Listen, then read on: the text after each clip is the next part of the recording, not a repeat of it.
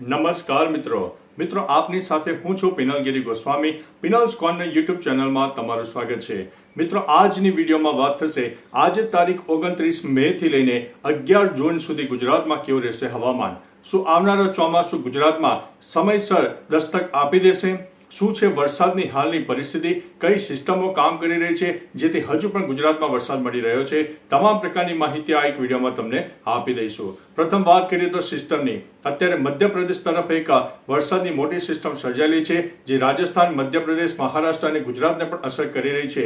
જેમાં ગુજરાતના પૂર્વ તરફના વિસ્તારો એટલે કે મધ્ય ગુજરાતના અનેક વિસ્તારો હજુ પણ આ સિસ્ટમથી પ્રભાવિત રહેશે. મિત્રો આપણે અગાઉ 2 દિવસ પહેલા જ માહિતી આપી હતી કે હવે વારો છે મધ્ય ગુજરાત અને ઉત્તર ગુજરાતનો, કારણ કે જે મધ્યપ્રદેશ તરફ સિસ્ટમ સર્જાયેલી છે ચોક્કસથી તેનો લાભ ગુજરાતના પૂર્વ તરફના વિસ્તારો જેમાં મહીસાગર, દાહોદ, પંચમહાલ, છોટાઉદેપુર, વડોદરા અને ખેડા સહિત અનેક વિસ્તારને તે પ્રભાવિત કરી શકે છે. હવે મિત્રો અત્યારે જ્યારે એક પછી એક સાયક્લોનિક સિસ્ટમ સર્જાતી હોય છે, જ્યારે બંગાળની ખાડીમાં આવનારા દિવસોમાં એક મજબૂત લો પ્રેશર સિસ્ટમ પણ સર્જાશે અને અરબી સમુદ્રમાં હાલમાં જ ગત અઠવાડિયામાં એક સિસ્ટમ વિદાય લઈ ચૂકી છે. પરંતુ આ તમામ પ્રકારની સિસ્ટમના કારણે ભયંકર ભેજનું પ્રમાણ ગુજરાતને મળી રહ્યું છે.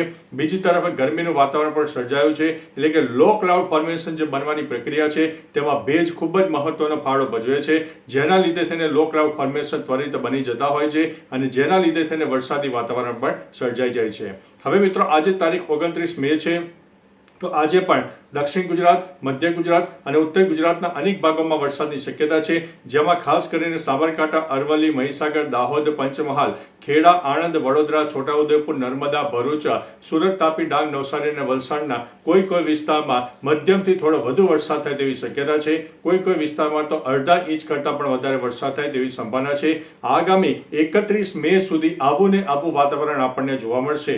મિત્રો સેટેલાઇટ બેઝના માધ્યમથી તમે જોવા જશો તો તમને કદાચ સવારથી લઈને 4 વાગ્યા સુધીના સમયગાળામાં કોઈ વરસાદની મજબૂત સિસ્ટમ નહીં દેખાય, પરંતુ મોડી સાંજથી વરસાદની સિસ્ટમો આપણને સેટેલાઇટ ઇમેજમાં દેખાશે. એટલે મિત્રો ઘણા બધા પરિબળો છે કે જે એના માટે એક અભ્યાસ કરવો જરૂરી બની જતો હોય છે.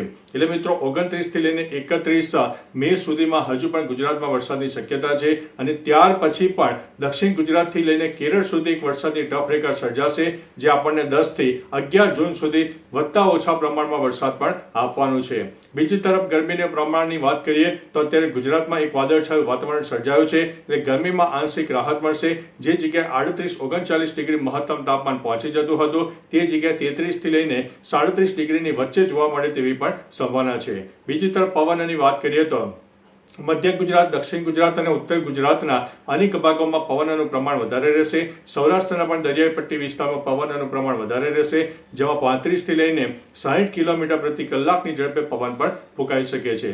બીજી તરફ મિત્રો ભેજનું પ્રમાણ પણ વધારે જોવા મળ્યું છે, એટલે કચ્છ હોય, ઉત્તર ગુજરાત હોય, અનેક ભાગોમાં જ્યાં વરસાદની શક્યતા અત્યારે ઓછી દેખાઈ રહી છે તે જગ્યાએ તાપમાન થોડું મહત્તમ રહેશે અને ભેજને કારણે થોડો બફારાનો અહેસાસ હશે, ઉકળાટ ભર્યું વાતાવરણ સર્જાશે અને તમે પરસેવે રેબઝેબ થઈ જાવ તેટલો પણ બફારો થઈ શકે છે.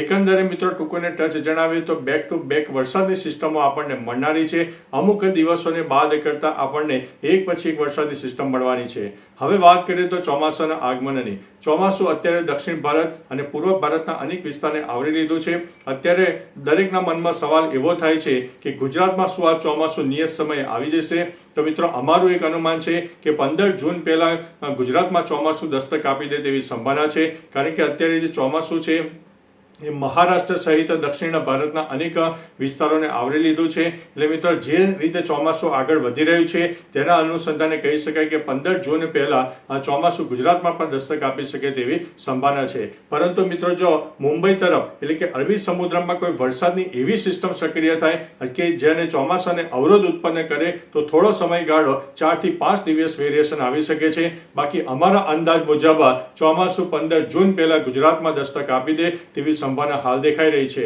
બાકી મિત્રો તમારા વિસ્તારમાં વરસાદનું પ્રમાણ કેવું છે, ગરમીનું પ્રમાણ કેવું છે, ઉપરાંત ભેજનું પ્રમાણ કેટલું છે, તમામ પ્રકારની માહિતી નીચે વિસ્તારો સાથે આપજો અને નીચે તમારું નામ પણ લખજો, તમારા ગામ કે શહેરનું નામ પણ લખજો, જેથી ગુજરાતની જનતા જાણી શકે કે ગુજરાતમાં કયા વિસ્તારમાં કેવો માહોલ ચાલી રહ્યો છે. તો ચાલો મિત્રો ફરીથી લેટેસ્ટ ઇન્ફોર્મેશન અને વરસાદની નવી આગાહી લઈને મળતા રહીશું. ત્યાં સુધી અમને રજા આપશો. નમસ્તે.